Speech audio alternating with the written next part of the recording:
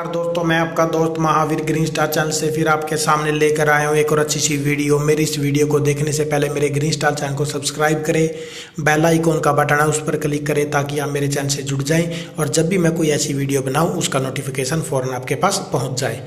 तो दोस्तों लाइक करें, शेयर करें, कॉमेंट करें। शुरू करते हैं आज की वीडियो। तो दोस्तों आज की वीडियो है BA second year third same political science का क्वेश्चन है। ये गोपाल कृष्ण गोखले, इससे रिलेटेड हम क्वेश्चन ये करेंगे। वेरी इंपॉर्टेंट है, एग्जाम के अंदर 100% आता है। तो दोस्तों वीडियो को शुरू से लेकर अंत तक जरूर देखिएगा, बीच में स्किप मत करिएगा, पूरा का पूरा क्वेश्चन समझिएगा। तो शुरू करते हैं कि गोपाल कृष्ण गोखले एक राजनीतिक विचारक थे, स्पष्ट कीजिए। या क्वेश्चन आए कि गोपाल कृष्ण गोखले एक व्यवहारिक राष्ट्रवादी थे, व्याख्या करें। या गोपाल कृष्ण गोखले के राजनीतिक विचारों का वर्णन करें। कोई भी तीनों में से क्वेश्चन पूछे, आंसर यही देना है। तो क्या है कि गोपाल कृष्ण गोखले के राजनीतिक विचारों का वर्णन करें। इसके अंदर क्या कहेंगे आप कि गोपाल कृष्ण गोखले भारत के एक ऐसे उदारवादी नेता थे जिन्होंने तत्कालीन प्रशासन में क्रमिक सुधारों का पक्ष लिया था तथा तुरंत सब शासन की मांग को अव्यावहारिक माना था। वे ब्रिटेन के साथ भारत के संबंधों को हितकारी मानते थे। वे भारतीय जनता के अधिकारों के लिए संवैधानिक साधनों के अतिरिक्त अन्य कोई साधन पसंद नहीं करते थे। वे राजनीति का आध्यात्मिकरण करना चाहते थे। उनकी इसी प्रवृत्ति के कारण महात्मा गांधी उन्हें अपना राजनीतिक गुरु मानते थे। उनके राजनीतिक विचारों का वर्णन निम्नलिखित है, जो इस प्रकार है। सबसे पहला पॉइंट है दोस्तों कि ब्रिटिश उदारवाद में विश्वास। क्या बताएंगे आप कि भारत के तत्कालीन उदारवादियों का ब्रिटिश शासन में दो मुख्य कारणों से गहरा विश्वास था। प्रथम, ब्रिटिश शासन की न्यायप्रियता एवं दूसरा, ब्रिटिश लोकतांत्रिक संस्थाओं तथा शिक्षण पद्धति के प्रति आकर्षण। उदारवादी विचारों का यह विश्वास गोपाल कृष्ण गोखले में प्रकट हुआ। गोखले व्यवहारिक बुद्धि के धनी थे। वे ब्रिटिश सरकार से भारतीयों के प्रति समानता की भावना की अपेक्षा करते थे। वे मानते थे कि भारत में ब्रिटिश सरकार की स्थापना का लक्ष्य जन कल्याण होना चाहिए, यानी जनता का कल्याण। गोखले की मान्यता थी कि जब ब्रिटिश सरकार की भारतीयों के साथ हर क्षेत्र में समानता का व्यवहार करने लगेगी तभी वह भारतीयों के दिल में स्थान पा सकेगी। आगे है सेकंड पॉइंट, राष्ट्रीय एकता में विश्वास। कहते हैं गोखले राष्ट्रीय एकता में अटूट विश्वास रखते थे।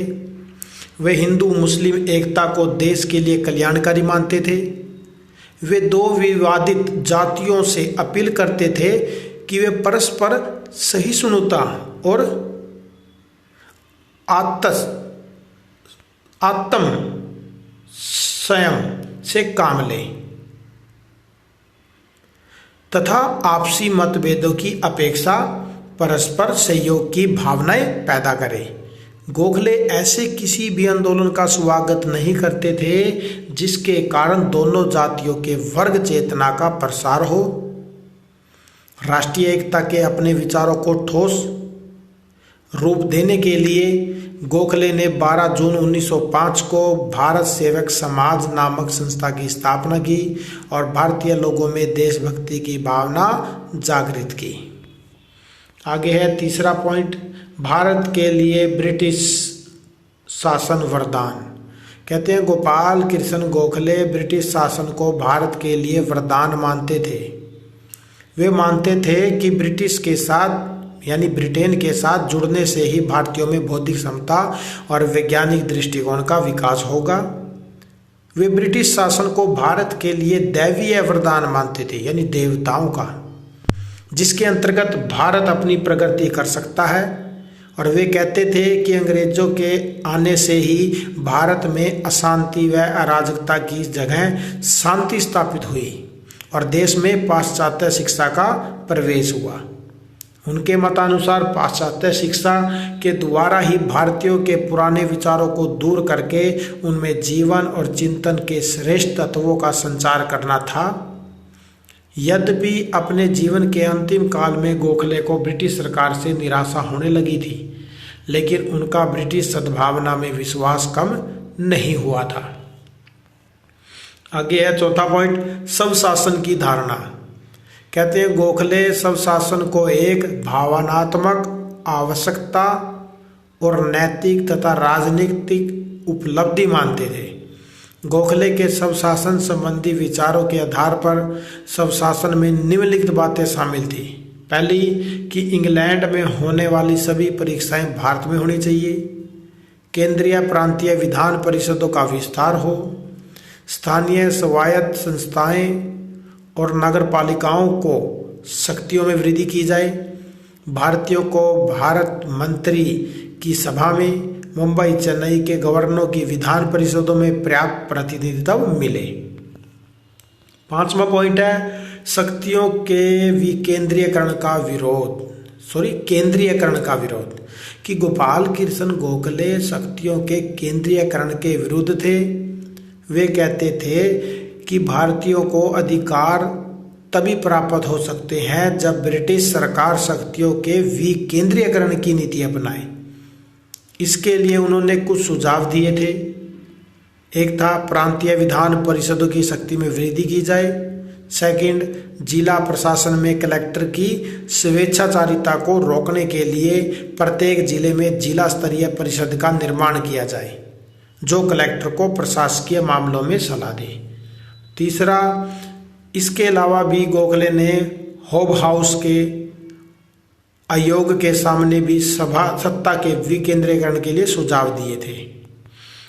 अब छठा पॉइंट, स्वदेशी व बहिष्कार आंदोलन, कि गोपाल कृष्ण गोखले ने स्वदेशी और बहिष्कार आंदोलन के विषय में भी अपने विचार प्रकट किए। वे बहिष्कार को एक ऐसा अस्त्र मानते थे जिसका प्रयोग अन्य कोई विकल्प न रहने पर ही किया जाए।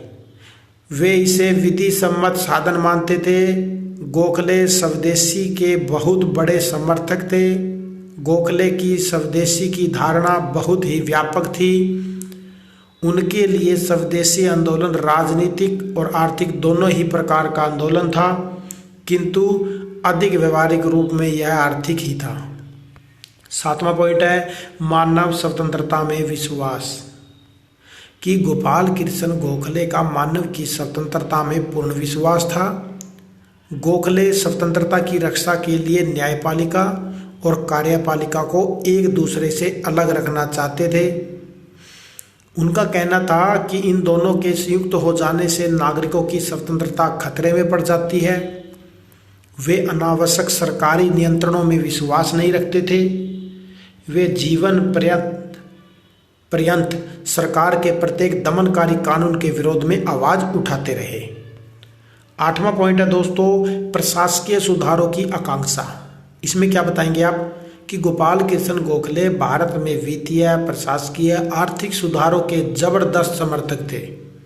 वे भारतीयों के भौतिक और नैतिक उत्थान के लिए ब्रिटिश सरकार पर दबाव डालते थे। उन्होंने अपने बजट भाषणों में सरकार की दोषपूर्ण नीतियों की खुलकर आलोचना की। उन्होंने सरकार पर निरंतर इस बात के लिए दबाव डाला कि वह जन कल्याण पर अधिक व्यय करे, सरकारी कर्मचारियों की संख्या घटाए, सैनिक व्यय कम करे, प्रशासकीय सुधार के लिए आवश्यक कदम उठाए। इन्हीं के प्रयत्नों से नमक कर को घटाते ₹2.5 प्रति मन से 8 आने यानी 50 पैसे प्रति मन कर दिया था। 9वां पॉइंट है संवैधानिक साधनों में विश्वास, कि गोपाल कृष्ण गोखले का संवैधानिक साधनों में गहरा विश्वास था। वे ब्रिटिश शासन के अंतर्गत स्वशासन के लक्ष्य को संवैधानिक तरीकों से प्राप्त करना चाहते थे। उनके मतानुसार संवैधानिक साधनों के प्रयोग का एक लाभ यह है कि इससे भारतीयों को अंग्रेजों की सहानुभूति से वंचित नहीं होना पड़ेगा। गोखले ने संवैधानिक आंदोलन द्वारा भारतीय जनमत को जागृत करने की चेष्टा की और इससे वो यह सिद्ध करना चाहते थे कि भारतीय राजनीतिक दृष्टि से उत्तरदायी शासन के योग्य है, अतः उन्हें प्रशासनिक कार्यों में भाग लेने के अधिकाधिक अवसर दिए जाए। 10वां पॉइंट है दोस्तों, राजनीति का आध्यात्मिकरण। इसमें क्या बताओगे, लास्ट पॉइंट है इस वीडियो का, कि गोखले सार्वजनिक जीवन को आध्यात्मिकता से जोड़ना चाहते थे। उनका विश्वास था कि धर्म राजनीति का आधार होना चाहिए। वे सदा साधनों की पवित्रता पर बल देते थे और कहते थे कि राजनीतिक जन सेवा का एक साधन तभी बन सकती है जब इसका आध्यात्मिकरण हो जाए।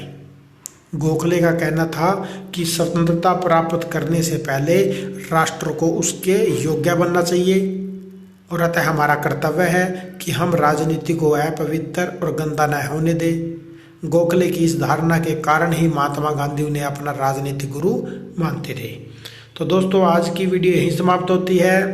मैं आशा करता हूँ मेरे द्वारा दी गई जानकारी आपको अच्छी लगी होगी। अगर नोट्स अच्छे लगे हैं तो लाइक शेयर कमेंट करना मत भूलें।